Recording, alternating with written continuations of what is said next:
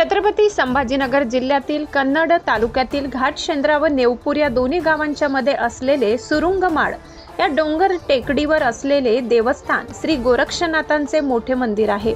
या मंदिराचे सध्याचे मठाधीश श्री नीळकंठदास महाराज यांच्या मार्गदर्शनाखाली गुरुपौर्णिमा मोठ्या उत्साहात साजरी करण्यात आली।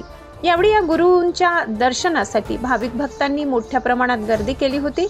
यावेळी श्री गोरक्षनाथ यांची आरती करण्यात आली व नीळकंठदास महाराज यांनी 2 मिनिटे प्रवचन दिले व नंतर महाप्रसादाचा कार्यक्रम संपन्न झाला। या गुरुपौर्णिमेचा महाप्रसाद डेरेवाडी यांनी स्वीकारला होता।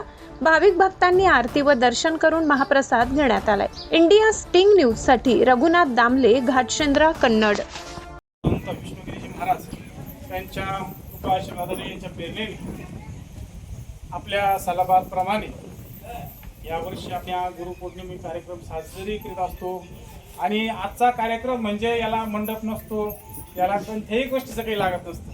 कारण प्रत्येक जण आपल्या हिंदू धर्मामध्ये आपण ज्यावेळेस जन्माला आलो त्यावेळेस आपलं कितीतरी जन्मांचं भाग्य आहे का आम्ही ह्या धर्मामध्ये जन्माला आलो। कारण आम्हाला 33 कोटी देवांची सेवा करायला भेटते, आईवडिलांची सेवा करायला भेटते, साधू संतांची सेवा करायला भेटते।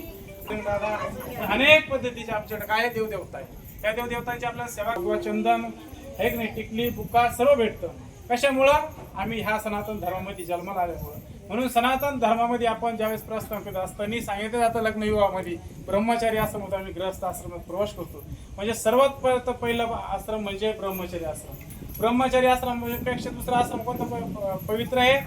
ग्रहस्थ आश्रम। मग आता ग्रहस्थ आश्रमामध्ये तुम्ही जीवन जगत असताना आपल्याला कुठेतरी दिशा देणारं पाहिजे। जसं मुलगा जन्माला आला तो सोडून दिला, गुंडा बनू शकतो, गावचा वळू पण बनू शकतो, हे की नाही? त्याच पद्धतीने आपल्याला आपल्या जीवनाचं सार्थक करण्यासाठी आपल्या जीवनामध्ये काय पाहिजे म्हणून आधी शंकराचार्य महाराजांनी परंपरा काढली, संन्यासी परंपरा। संन्यासी परंपरामध्ये काय आहे? साधू ऋषी मुनिजन झाले, हे की नाही? आणि मग ऋषी मुनिजन झाल्यामुळे साधू संतांनी काय केला? उपदेश केला। कोणासाठी केला? संसारिक द्यायला। मग आमच्या हातून पाप पुण्य